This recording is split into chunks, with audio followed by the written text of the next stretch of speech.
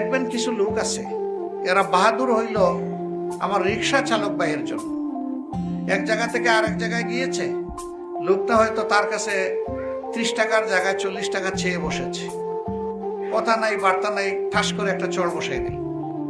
কেন বসাই দিল? মানুষটা দুর্বল এই জন্য। তো এখন তো পারি না, আমি সিলেটে থাকা অবস্থায় মাঝে মাঝে এরকম দৃশ্য দেখলে আমি গাড়ির দরজা খুলে নেমে গিয়ে বলতাম যে আমার একটা চোর মারেন তো, দেখি সাহস করতে পারেন কিনা। তাহা করে থাকায় বলে তোর গালে চোর মারছেন কেন? বলে যে ও তো 30 টাকার বড়া 40 টাকা চাইছে। আমি বলি ওকে ছুরি ধরছিল না আপনার কাছে বন্দুক ধরছিল যে দিতে হবে? না, তা অবশ্য চায় নাই। আমি বললাম বন্দুক ধরা লোকটা আসলে কি চোর মারার সাহস করতেন? যদি বলতো সব দে, তখন তো বাবা ডেকে তার হাতে তুলে দিতেন। সে তো চুরি করে নাই, ডাকাতি করে নাই।